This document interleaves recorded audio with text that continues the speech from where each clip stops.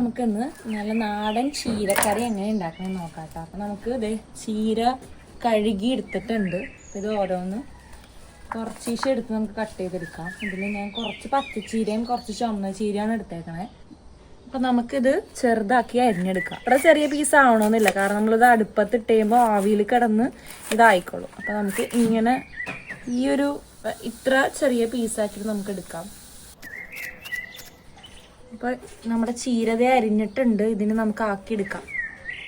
അപ്പം നമുക്ക് ഇതിന് ഇനി ഒരു മീഡിയം സൈസ് സവാള, ഒരു 3-4 തണ്ട് വേപ്പില, 2 പച്ചമുളക് നമുക്ക് അരിഞ്ഞെടുക്കാം കേട്ടോ. നമുക്കിനി പച്ചമുളക് അരിഞ്ഞെടുക്കാം കേട്ടോ.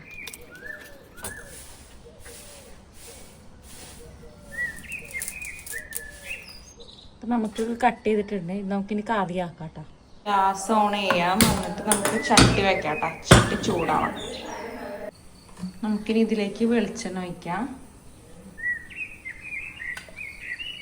ഈ അരിഞ്ഞിട്ട് ഇടാം കേട്ടോ.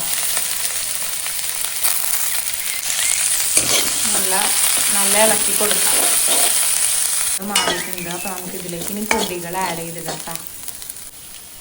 നമുക്കിതിലേക്ക് കുറച്ച് മഞ്ഞൾപ്പൊടി, മുളക് പൊടി ഇടാം കേട്ടോ. ഇതൊന്ന് നല്ല ഇളക്കിയെടുക്കാം.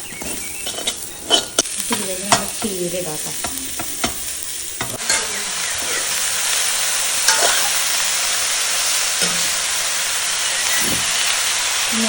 ഇളക്കിക്കൊടുക്കാം. കുറച്ചിട്ട് ഇളക്കി കൊടുക്കാം കേട്ടോ. കുറച്ച് തേങ്ങ ഇടാം. നല്ല ഇളക്കി കൊടുക്കാം.